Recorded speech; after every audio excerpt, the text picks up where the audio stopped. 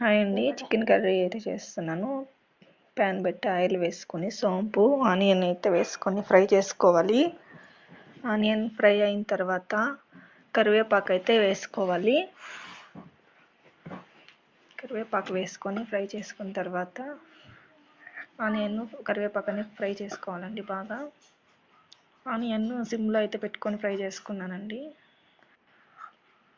కరివేపాకు అయితే వేసుకున్న తర్వాత బాగా కలుపుకోవాలి. బాగా ఫ్రై అయిన తర్వాత ఆనియన్ అయితే బాగా ఫ్రై అవ్వాలండి, లేకపోతే బాగుండదు. తర్వాత అల్లం వెల్లుల్లి పేస్ట్ అయితే వేసుకోవాలి. అల్లం వెల్లుల్లి పేస్ట్ వేసుకొని బాగా ఫ్రై చేసుకోవాలండి. స్మెల్ అనేది పోవాలా, లేకపోతే పచ్చివాసన అనేది వస్తుంది. బాగా కలుపుకున్న తర్వాత బాగా ఫ్రై చేసుకోవాలండి. తర్వాత టమోటా అనేది వేసుకొని ఫ్రై చేసుకోవాలి. టమోటాలు కొంచెం వేగిన తర్వాత పసుపు అనేది వేసుకొని ఫ్రై చేసుకోవాలండి. కొంచెం మెత్తగా ఉంటుంది.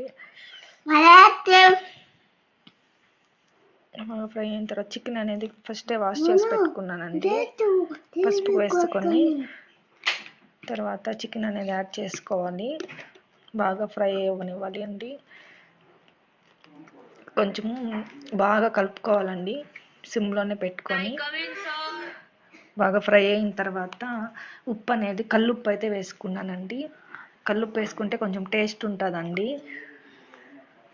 తర్వాత కారపొడి, జీలకర్ర powder, pepper powder, garam masala అన్నీ వేసుకొని కలుపుకోవాలండి. బాగా ఫ్రై చేసుకోవాలి. తర్వాత